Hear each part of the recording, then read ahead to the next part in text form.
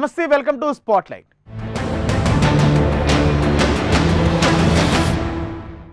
మోదీ సర్కార్పై తెలంగాణ సీఎం కేసీఆర్ యుద్ధం ప్రకటించిన సంగతి తెలిసిందే.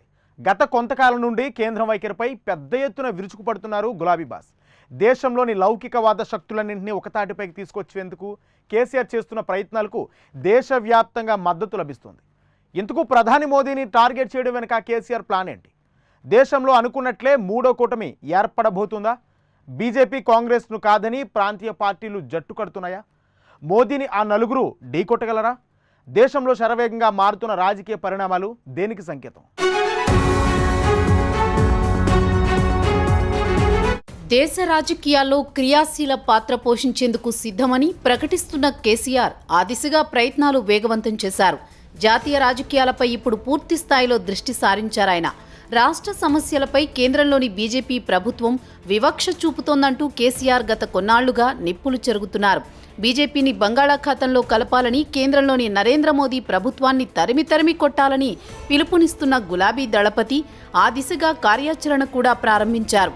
బీజేపీయేతర ముఖ్యమంత్రులు, ఇతర ప్రాంతీయ పార్టీల నేతలతో సంప్రదింపులు జరుపుతూ జాతీయ స్థాయిలో కాంగ్రెసేతర ప్రతిపక్షాన్ని బలంగా తయారు చేయడంలో కీలక పాత్ర పోషించేలా అడుగులు ముందుకు వేస్తున్నారు.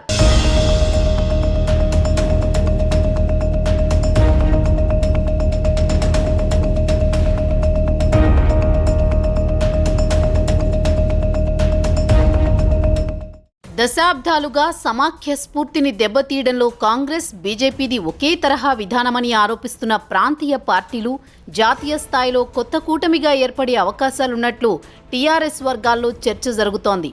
రాష్ట్రాల్లో ఎవరికి వారుగా ప్రాంతీయ అస్తిత్వాన్ని నిలుపుకుంటూనే జాతీయ స్థాయిలో ఏకం కావలసిన తీరు, విధి విధానాలు, అందుకు అడ్డంకిగా ఉండే అంశాలపై ఇప్పటికే TRS, Trinamool Congress, RJD, Samajwadi, DMK తదితర పార్టీల మధ్య చర్చ జరిగినట్లు ప్రచారం జరుగుతోంది. సమాఖ్య వ్యవస్థను కాపాడేందుకు ప్రాంతీయ పార్టీలు అవగాహనకు రావాలని మమతా బెనర్జీ తాజాగా చేసిన వ్యాఖ్యలు దీనికి అద్దం పడుతున్నాయి. కాంగ్రెస్తో నిమిత్తం లేకుండా తమ దారిలో తాము వెళ్లాలనే అభిప్రాయం బీజేపీయేతర పార్టీల్లో వ్యక్తమవుతోందని రాజకీయ వర్గాల్లో జోరుగా చర్చ సాగుతోంది. ఈ విషయంలో తెలంగాణ సీఎం కేసీఆర్ మరింత దూకుడుగా వ్యవహరిస్తూ మోదీ సర్కారుపై ఓ రేంజ్లో విరుచుకుపడుతూ దేశవ్యాప్తంగా చర్చనీయాంశమైపోయారు.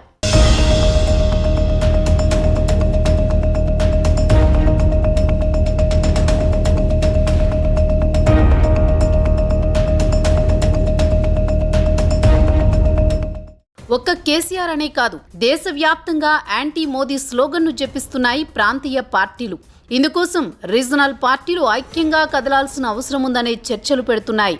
ఉత్తరాదిన మమత, కేజ్రీవాల్, అఖిలేష్ యాదవ్, దక్షిణాదిన కేసీఆర్, స్టాలిన్ ఒకే రకమైన స్టేట్మెంట్స్ ఇస్తున్నారు. ఇప్పటికే పశ్చిమ బెంగాల్ ముఖ్యమంత్రి మమతా బెనర్జీ కేసీఆర్, స్టాలిన్కు ఫోన్ చేసి కలిసి రావాలని కోరారు. ప్రాంతీయ ప్రతిపక్ష పార్టీల ముఖ్యమంత్రులు త్వరలోనే జట్టు కట్టనున్నట్లు తెలుస్తోంది. వీళ్లంతా ఈ నెలాఖరున ఢిల్లీలో కీలక సమావేశాన్ని ఏర్పాటు చేయనున్నారు.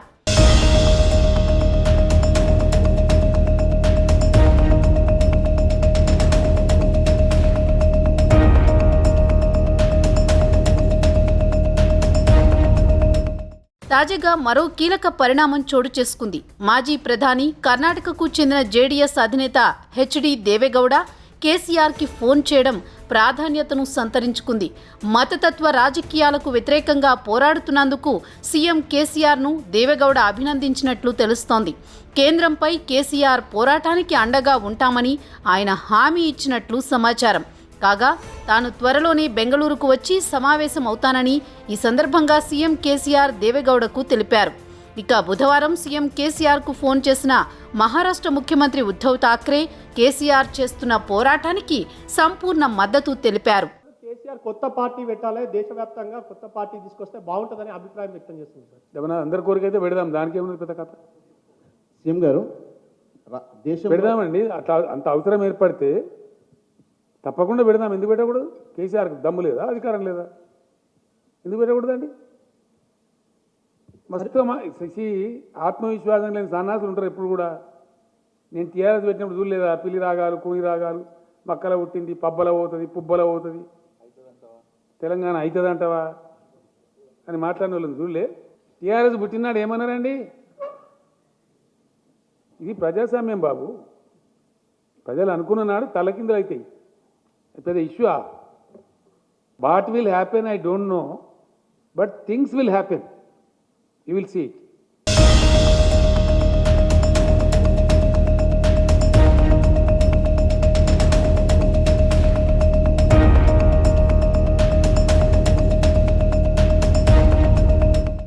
అయితే 5 రాష్ట్రాల ఎన్నికల తర్వాత దేశంలో రాజకీయ తంత్రం మారుతుందనేది విశ్లేషకుల అంచనా.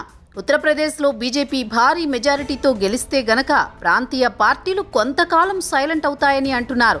ఒకవేళ అఖిలేష్ యాదవ్ అనూహ్య విజయం సాధిస్తే మాత్రం ఆ తర్వాత జరిగే స్టోరీయే వేరంటున్నారు. అఖిలేష్ గెలవకపోయినా సరే పోటాపోటీగా సీట్లు సాధించినా అది ప్రాంతీయ పార్టీలకు బలాన్నిచ్చేదే అవుతుంది. ఇప్పటికే కేంద్రంపై యుద్ధం చేస్తున్నారు మమతా బెనర్జీ. యూపీ ఎన్నికల్లో సమాజ్వాదీ పార్టీకి మద్దతిచ్చిన మమత అక్కడి ఎన్నికల ప్రచారంలో కూడా పాల్గొన్నారు.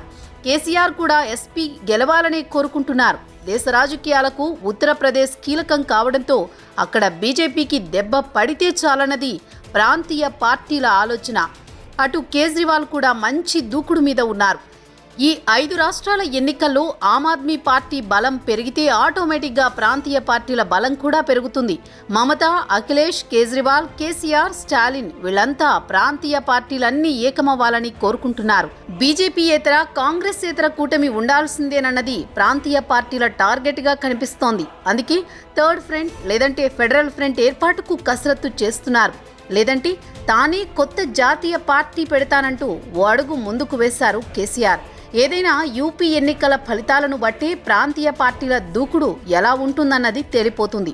తమిళనాడులో డిఎంకే, తెలంగాణలో టీఆర్ఎస్, ఆంధ్రాలో వైఎస్ఆర్సీపీ, అటు పశ్చిమాన బెంగాల్లో మమతా బెనర్జీ, ఇటు మహారాష్ట్రలో శివసేన, ఇట్లాంటి ప్రాంతీయ పార్టీలు వీళ్ళంతా కూడా ఆయా ప్రాంతాల్లో గట్టిగా పోరాడి రాజకీయాల్లోకి వచ్చిన వ్యక్తులే కాబట్టి ఒక్క స్టాండ్ అయితే వీళ్ళు తీసుకోగలుగుతారు. ఏదో ఒక పార్టీకి అయితే చెక్ పెట్టగలుగుతారు. ముఖ్యంగా ఇప్పుడు కాంగ్రెస్ కూడా దేశవ్యాప్తంగా ప్రాంతీయ పార్టీల స్థాయికి కాంగ్రెస్ దిగజారింది కాబట్టి మరి దేశంలో ఉన్నటువంటి ఇప్పుడు మోడీ ప్రభుత్వం 2014 నుంచి ఇప్పటి వరకు 2 సార్లు మరి అధికారంలోకి వచ్చింది కాబట్టి వాళ్ళు కేవలం బీజేపీ అధికారంలో ఉన్న రాష్ట్రాలకు ఒకవైపు, మిగతా ప్రాంతీయ పార్టీలు అధికారంలో ఉన్న రాష్ట్రాలకు ఒక రకంగా మరి వాళ్ళ నిధుల కేటాయింపు కావచ్చు, కానీ ఇటు జల సమస్యలు కావచ్చు, నీటిపారుదల సమస్య కానీ, ఇటు నిధుల కేటాయింపు కానీ, బడ్జెట్లో రైల్వే జోన్ల విషయంలో కానీ, ఇటు అనేక రంగాల్లో వివక్ష చూపుతున్నప్పుడు ఖచ్చితంగా ప్రాంతీయ పార్టీలు అధికారంలో ఉన్న రాష్ట్రాల్లో ఆయా పార్టీలకు, ఆయా నాయకులకు ఇబ్బంది అవుతుంది కాబట్టి వాళ్ళు ఒక మార్గాన్ని వెతుకునే అవకాశం అయితే దాదాపుగా కనిపిస్తూ ఉంది.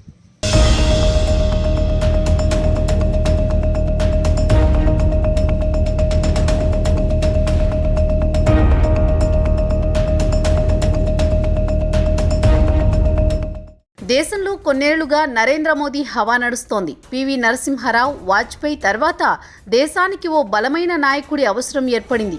అయితే కాంగ్రెస్ అధికారంలోకి రావడంతో మన్మోహన్ రూపంలో బలహీనమైన నాయకుడిని ముందు పెట్టుకుని సోనియా గాంధీ పాలన సాగించింది.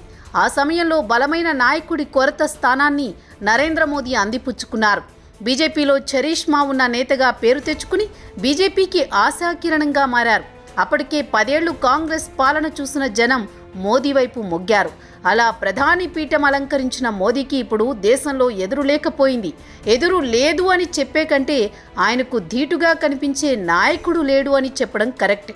కాంగ్రెస్కు రాహుల్ గాంధీ మాత్రమే దిక్కు కావడం, ఆయన పూర్తి స్థాయిలో రంగంలోకి దిగేందుకు ఇంకా రెడీ కాకపోవడం మోదీకి కలిసి వచ్చే అంశాలు. ఇలా అప్పట్లో మోదీని ఢీకొట్టే జాతీయ స్థాయి నేత కనిపించడం లేదు. అందుకే ప్రాంతీయ పార్టీలన్నీ ఏకమై మోదీని గద్దెదించాలన్న ప్రణాళిక రూపొందిస్తున్నాయి.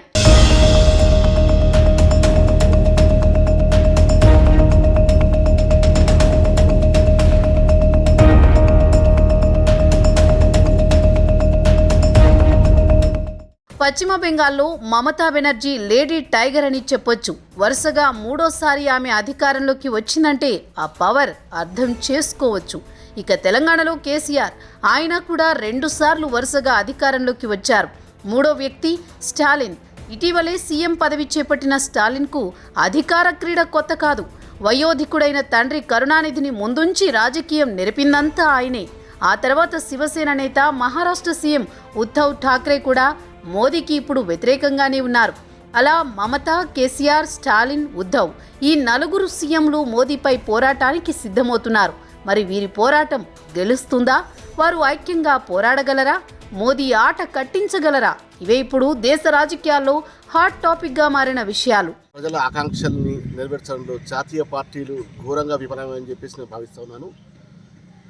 ఇప్పుడున్న పరిస్థితుల్లో మూడో కూటమి వైపు అడుగులైతే పడుతున్నాయి. మరి ఇప్పుడు సక్సెస్ అవుతుందా కాదని దానికి కాలం నిర్ణయిస్తుంది. ముఖ్యంగా అయితే అటు కాంగ్రెస్ కానీ ఇటు బీజేపీ కానీ దేశంలోని మెజార్టీ ప్రజల రాష్ట్రాల హక్కుల విషయంలో కానీ ఇంకా అనేక అంశాల పట్ల ప్రజల కనీస అవసరం తీర్చడంలో రెండు జాతీయ పార్టీలు ఘోరంగా విఫలమైనవి. మొదట కాంగ్రెస్ పార్టీ విఫలమైంది, ఆ తర్వాత బీజేపీ విఫలం వైపు అడుగులేస్తుంది. కాబట్టి ఈ మూడో ప్రత్యామ్నాయం కాంగ్రెస్కు ప్లస్ బీజేపీకి ఆల్టర్నేటివ్గా మూడో ఫ్రంట్ వచ్చే అవకాశాలు అయితే భవిష్యత్తులో చాలా ఉన్నాయి.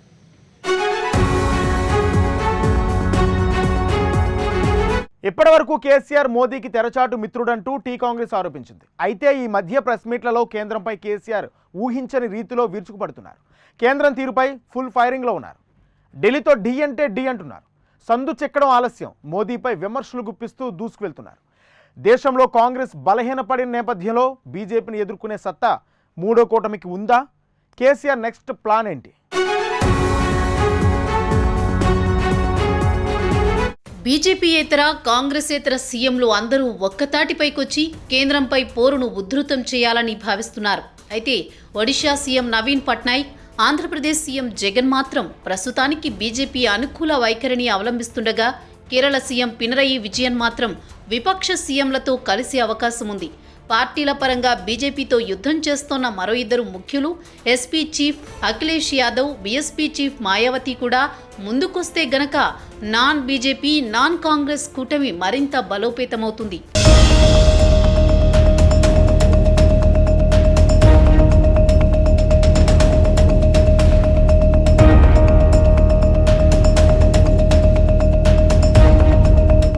తెలంగాణ సీఎం కేసీఆర్ సినిమాల్లో బాలయ్య బాబులా తొడగొడుతున్నాడు. కేసీఆర్ రాజకీయ వ్యూహాలు ఎవరికీ అర్థం కావంటారు. ప్రత్యర్థులను వ్యంగ్యంగా తనదైన శైలిలో విమర్శించడంలో కేసీఆర్ దిట్ట. కొంతకాలంగా బీజేపీతో ఢీ అంటే ఢీ అనే విధంగా గులాబీ బాస్ దూకుడు ప్రదర్శిస్తున్నారు. నేరుగా ప్రధాని మోదీపైనే విమర్శలు చేస్తున్నారు. మూడో కూటమితో కేంద్రాన్ని ఢీకొట్టాలనుకుంటున్న గులాబీ దళపతికి బీజేపీ అడ్డుకట్ట వేయగలదా లేదా అన్నది తేలాల్సి ఉంది.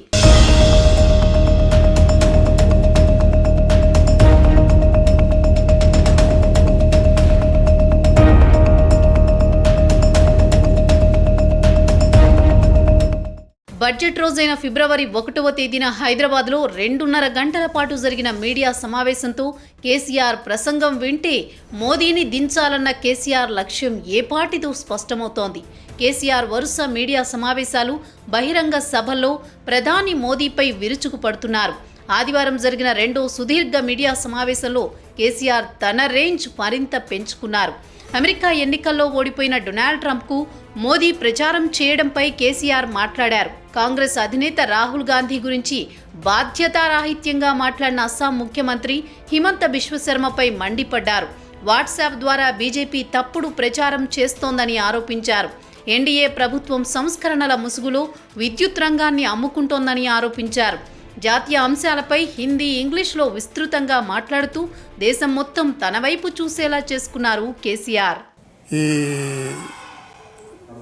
బీజేపీని కొద్దిగా ఎగదోస్తే, కొద్దిగా పైకి తెస్తే ప్రతిపక్ష ఓటు అంటే యాంటీ ఇన్కంబెన్సీ ఓట్స్ని కాంగ్రెస్ బీజేపీ సమానంగా తీసుకుంటే టీఆర్ఎస్ లాభం. అందుకని బీజేపీని ఆయన బాగా విమర్శిస్తున్నారు, దాడి చేస్తున్నారు బీజేపీకి అనుకున్నాము ఉన్నదాకా.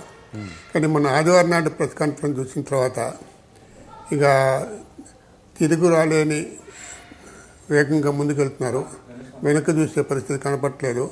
ఈ విమర్శలు ఏకపక్షంగా ఉన్నాయి. అటు నుంచి సమాధానం రావట్లేదు. ఇక్కడ సంజయ్ వాళ్ళు మాట్లాడుతున్నారు, కిషన్ రెడ్డి మాట్లాడుతున్నారు, కానీ మోదీ కానీ అమిత్ షా కానీ ఉడుకు పలుకు లేదు. అంటే ఎలక్షన్స్ అయిన దాకా కనీసం ఎలక్షన్ రిజల్ట్ వచ్చిన దాకా వాళ్ళు ఏం మాట్లాడకపోవచ్చు. ఎలక్షన్ అయిన తర్వాత వాళ్ళు ఏదైనా చేయొచ్చు, మాట్లాడచ్చు. ప్రశాంత్ కిషోర్ దేశ రాజకీయాలపై అవగాహన ఉన్న వారికి ఈ పేరు సుపరిచితం. ఎన్నికల వ్యూహకర్తగా ఆయన రూటే సెపరేట్. పీకే మార్క్ స్కెచ్ కానీ వేసాడంటే తిరుగులేదంతే. అధికారం ఉన్నవాళ్ళు గద్దె దిగాల్సిందే. అలాంటి పీకే మూడో కూటమికి తన వంతు సహకారం అందిస్తున్నారా? పీకే మార్క్ రాజకీయం థర్డ్ ఫ్రంట్కు అధికారం కట్టబెడుతుందా? ఎందుకు థర్డ్ ఫ్రంట్లో ప్రధాన అభ్యర్థి ఎవరు?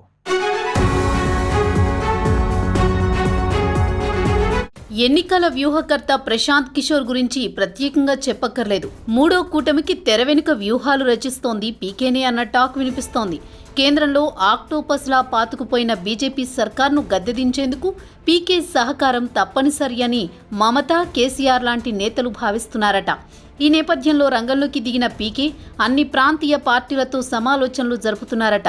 2024 ఎన్నికలే లక్ష్యంగా విపక్ష పార్టీలను ఏకతాటిపైకి తెచ్చేందుకు పీకే మంతనాలు సాగిస్తున్నారట. ఈ ప్రయత్నాలన్నీ వర్కౌట్ అయితే మూడో కూటమి పురుడు పోసుకోవడం ఖాయంగా కనిపిస్తోంది. దమ్ము అంటే దేశవ్యాప్తంగా ఒక రకంగా చెప్పాలంటే ఇప్పటివరకు నేషనల్ ఫిగర్గా అయితే మరి మోడీ కొనసాగుతూ ఉన్నాడు. మరి ఇప్పుడు ఈ ప్రాంతీయ పార్టీల నాయకులు ఒకే రాష్ట్రానికి పరిమితం కావడం వల్ల వాళ్ళ యొక్క చరిష్మా కానీ వారి పరిపాలన విధానం కానీ దేశ ప్రజలకు తెలిసే అవకాశం లేదు. వీళ్ళంతా కలిసి మరి ఒక ఉమ్మడి ఫ్రంట్గా ఏర్పడి ఒక ఏదైనా నేషనల్ వైడ్ ప్రోగ్రామ్ ఇవ్వగలిగితే మరి దేశవ్యాప్తంగా తిరిగితే మరి వాళ్ళ శక్తి సామర్థ్యాలు బయటపడే అవకాశం ఉంది. ఇప్పటికైతే కేసీఆర్ కూడా ప్రయత్నిస్తున్నాడు దాంట్లో. మరి వీళ్ళందరికంటే ముందు కూడా మమతా బెనర్జీ అయితే ముందు బాగానే ఉంది. మోడీని ఢీకొట్టే దాంట్లో మమతా బెనర్జీ మొండిగా వ్యవహరించింది. అటు మోడీ, అమిత్ షా, యావత్తు బీజేపీ రాష్ట్రాల ముఖ్యమంత్రులంతా కూడా పశ్చిమ బెంగాల్లో అడ్డా వేస్తే కూడా ఆమె వాటందరినీ కూడా తట్టుకొని గతంలో కంటే ఎక్కువగా మెజార్టీ సాధించి తన సత్తా ఏందో నిరూపించింది. ఇప్పటికైతే ఆమె కేసీఆర్ కంటే ముందు మమతా బెనర్జీ అయితే మోడీని ఢీకొట్టుతుంది అనే దాంట్లో అయితే ప్రజల్లో కొంత మేరకు అధిక శాతం లేకుండా కొంత మేరకైతే ఆ ప్రయత్నంగా కనిపిస్తూ ఉంది.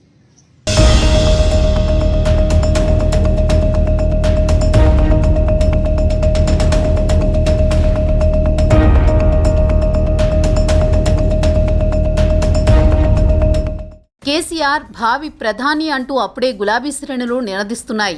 అయితే పశ్చిమ బంగాల్ ముఖ్యమంత్రి అయినా, తెలంగాణ ముఖ్యమంత్రి అయినా జాతీయ రాజకీయాల్లో చక్రం తిప్పడం అంత తేలిక కాదు. జాతీయ స్థాయిలో కలిసొచ్చే అన్ని పార్టీలను ఒక్కతాటిపై నిలపడం చాలా చాలా కష్టం. కేసీఆర్తో పోల్చితే మమతా బెనర్జీకి కాస్త అడ్వాంటేజ్ ఎక్కువ. అలాగని ఆమె నాయకత్వాన్ని మిగిలిన పార్టీలు అంగీకరిస్తాయా అంటే ఇప్పుడే చెప్పడం తొందరపాటి అవుతుంది. ప్రధాని పీఠంపై కన్నేసిన నాయకుల సంఖ్య పదుల సంఖ్యలో ఉంటుంది. అలాంటోళ్ళు ప్రధాని పీఠం తాము ఎక్కలేకపోయినా ఇతరుల్ని కిందకు లాగేసే శక్తి కలిగి ఉంటారు. కూటమిలో అందరూ ఐక్యమత్యంగా ఉంటేనే థర్డ్ ఫ్రంట్ మనుగడ సాగించగలుగుతుంది. కాబట్టి ఎప్పటికైనా కాంగ్రెస్ లేకుండా ప్రతిపక్షం ఫ్రంట్ అనే నిర్మాణం కాదు. అయినా అది రెండు ఫ్రంట్లు ఉంటే అది బీజేపీకే లాభం. ఇటు కాంగ్రెస్ కొన్ని ఓట్లు, ఇటు థర్డ్ ఫ్రంట్ కొన్ని ఓట్లు తీసుకుంటే బీజేపీకి లాభం. అంటే బీజేపీని నిజంగా సవాల్ చేయాలంటే, గద్దె దింపాలంటే కాంగ్రెస్తో కూడిన ప్రతిపక్షం అంటే దానికే సాధ్యం. అది కాకుండా కాంగ్రెస్ని దారిలో తేవటానికి ఈ ఎత్తుగడల రూపంలో మమతా బెనర్జీ కానీ కేసీఆర్ కానీ వ్యవహరిస్తారో తెలియదు మనకి. వాళ్ళకి తెలుసు, వాళ్ళకి లెక్కలు తెలుసు, అంకెలు. కేసీఆర్ చేతిలో 17 లోక్సభ స్థానాలు ఉన్నాయి. దాంట్లో ఒక అసదుద్దీన్ ఓవైసీకి తప్పకుండా ఇవ్వాలి. మీద 16 ఉన్నాయి. 16లో ఎన్ని గెలుస్తారు? ఈయన 16 గెలిచారనుకున్నా కూడా ఎన్ని అవుతాయి? యూపీ సీట్లో ఎన్నో వంతు అవుతుంది, తమిళనాడు సీట్లో ఎన్నో వంతు, వెస్ట్ బెంగాల్ సీట్లో ఎన్నో వంతు. వాళ్ళందరూ వాళ్ళకి ఎందుకంటే ఎక్కువ సీట్లు సంపాదించుకునే శక్తి మమతా బెనర్జీ కానీ స్టాలిన్ కానీ. ఈయన ప్రధానమంత్రి అయితే వాళ్ళు చూస్తూ ఊరుకుంటారా? కాబట్టి ప్రధానమంత్రి కావటం అనేది అసాధ్యం. ఒక కింగ్ మేకర్ కావచ్చు, one of the king makers కావచ్చు. కానీ మనకి అపాయింట్మెంట్ కూడా ఇవ్వని ప్రధానమంత్రి ఉండాల్సిన అవసరం లేదని, మనకి అపాయింట్మెంట్ ఇచ్చి గౌరవించి మనకు కావాల్సిన నిధులు ఇచ్చేవాడు ఉండాలని అనుకోవడం తప్పలేదు.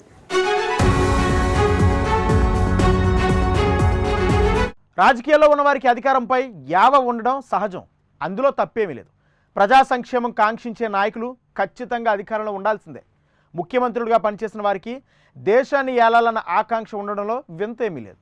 అయితే ఇప్పటివరకు విపక్షాల మధ్య ఐకమత్యం లేకపోవడమే బీజేపీకి కలిసొస్తుందన్న సంగతి అందరికీ తెలిసిందే. మరి మోదీని గద్దె దించేందుకు వచ్చే సార్వత్రిక ఎన్నికల నాటికైనా దేశంలో విపక్షాలని ఏకమవుతాయా, లేదంటే చర్చలతోనే సరిపెడతారా అన్నది తేలాల్సి ఉంది. ఇది వాళ్ళ spotlight. Keep watching prime news.